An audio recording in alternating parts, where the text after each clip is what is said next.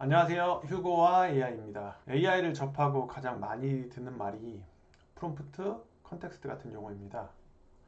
AI를 사용할 때 가장 중요한데 또 가장 익숙하지 않은 부분이기도 하죠. 이 부분을 해결하기 위해서 이번 강의에서는 GPT의 가장 기본적인 동작 원리부터 찾아보고 어떻게 하면 우리가 AI의 잠재력을 최대한으로 끌어낼 수 있는지 개념적인 부분을 설명하는 시간을 갖도록 하겠습니다.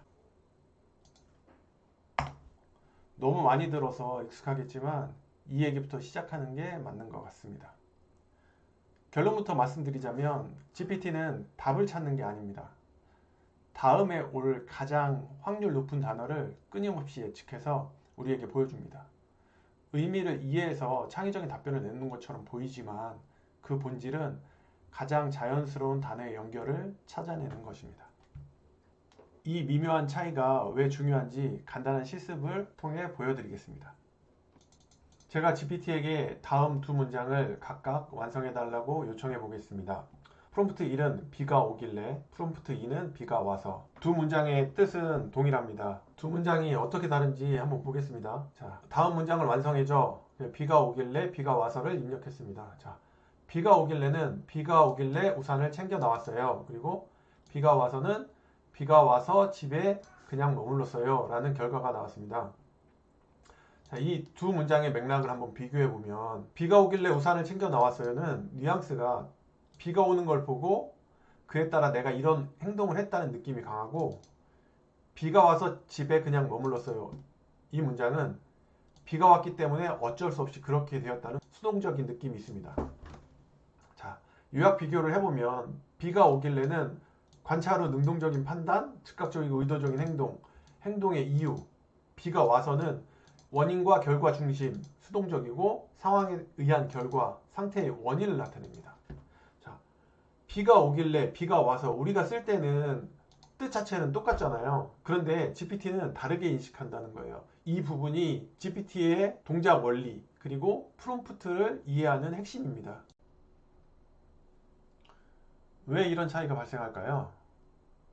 이것은 GPT가 학습한 방대한 한국어 데이터 속에서 두 표현이 사용된 맥락, 즉 확률적 패턴이 달랐기 때문입니다. 비가 오길래 길래라는 표현은 보통 어떤 상황을 보니 내 생각에 뭐뭐 해야겠다 또는 그래서 나는 뭐뭐 했다와 같이 화자의 주관적인 판단이나 개인적인 행동으로 연결되는 문장에서 압도적으로 많이 사용됩니다.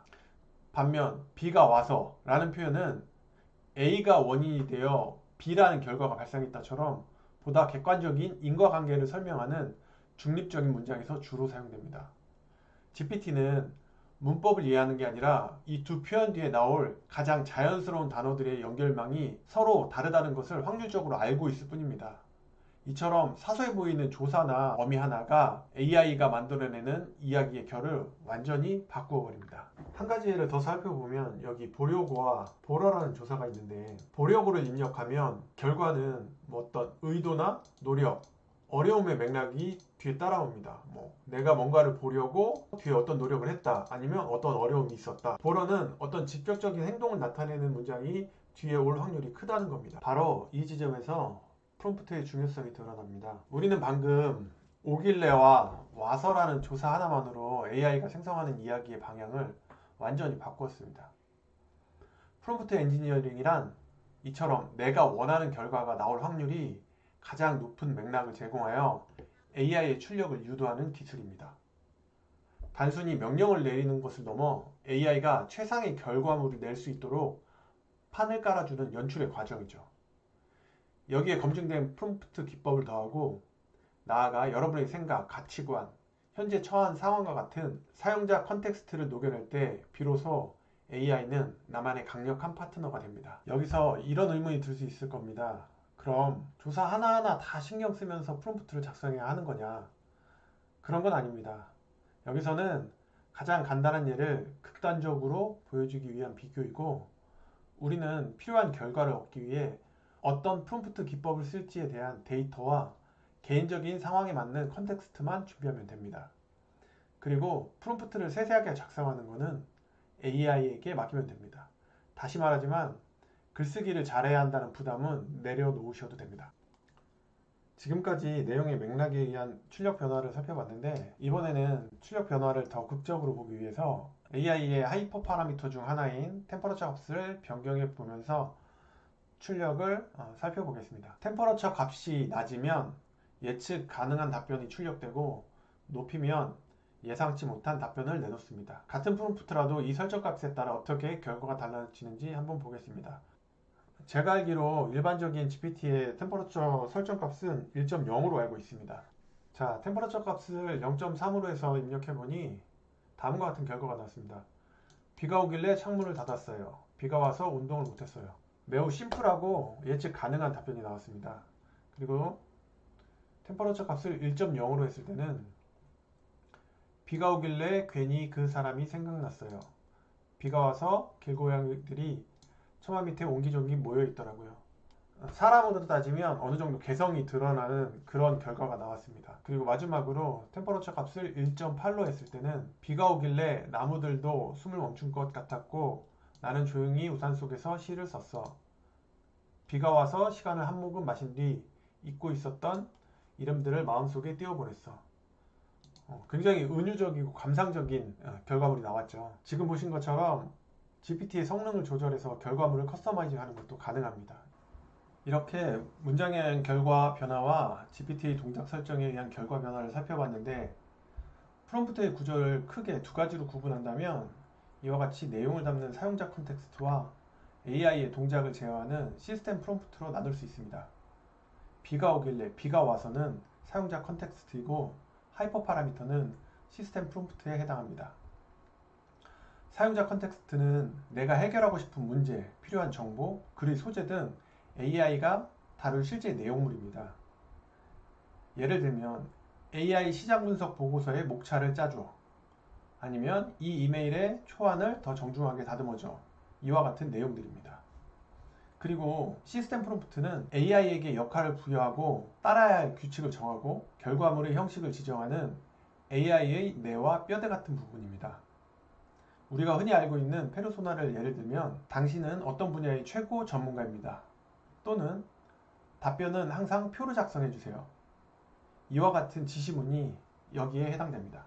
GPT는 똑똑한 개인 비서다 라는 말을 많이 들어보셨을 겁니다. 틀린 말은 아니지만 그리 좋은 접근은 아니라고 생각합니다. 시스템 프롬프트를 작성할 때 우리는 두 가지 관점 중 하나를 선택하게 됩니다. AI가 주도적으로 진행하는 프롬프트를 작성할지 아니면 사용자가 주도적으로 진행하는 프롬프트를 작성할지. 프롬프트 기법이나 작성 기술과는 거리가 멀지만 개념적으로 매우 중요한 부분이라고 생각합니다. 어떤 프로젝트를 진행하든 사용자가 정통한 분야에서 특별한 요구가 있는 상황이 아니라면 AI 주도의 프롬프트를 작성하는 것이 좋습니다. 왜냐하면 프로젝트의 성패는 실무자의 능력보다 리더의 역량에 좌우되기 때문입니다. 우리는 AI를 단순한 보조자가 아닌 유능한 프로젝트 리더로 만들어야 합니다. 우리는 AI가 알 수 없는 사용자 컨텍스트만 제공하는 정보 제공자가 되어 AI의 능력을 극대화해야 합니다. AI 주도의 시스템 프롬프트와 사용자 주도의 시스템 프롬프트를 페르소나 단계에서 간단히 살펴보겠습니다. AI 주도의 페르소나는 당신은 최고의 마케팅 전문가입니다. 당신은 프로젝트 매니저로서 다음 프로젝트를 진행해 주세요. 나는 필요한 모든 정보를 제공하는 보조자 역할을 하겠습니다. 이렇게 쓸 수 있고요. 사용자 주도의 페르소나는 당신은 최고의 마케팅 전문가입니다. 나를 도와 다음 프로젝트를 진행해 주세요. 이런 식으로 쓸 수 있습니다.